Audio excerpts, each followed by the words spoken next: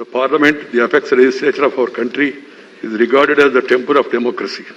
The table area where the officers and reporters of the House, the Secretary General and the presiding officer are seated is considered as the holy sanctum sanctorium of the House.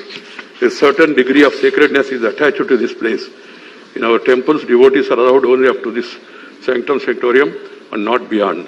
Entering this sanctum sanctorium of the House in itself is an act of sacrilege. It has been happening as a routine for some time. I am distressed by the way this sacredness was destroyed yesterday. While some members sat on the table, some others climbed on the table of the House, perhaps to be more visible in such acts of sacrilege. I have no words to convey my anguish and to condemn such acts. As I spent a sleepless night,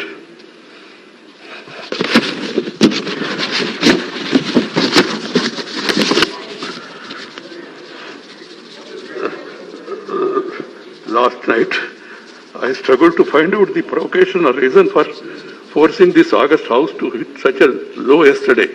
A discussion on agriculture problems and solutions was listed. There can be difference of opinion and there can be a specific demand from anybody.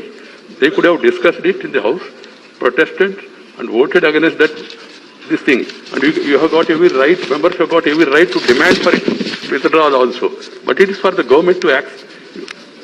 You can't force the government to do this or not to do this. Different kinds are admitted by chair. Language used by the list of business is drafted in such a way that it is acceptable to all sections of the House without denting the thrust of the issue to be discussed. It happened yesterday too, and the chair has been doing it for years.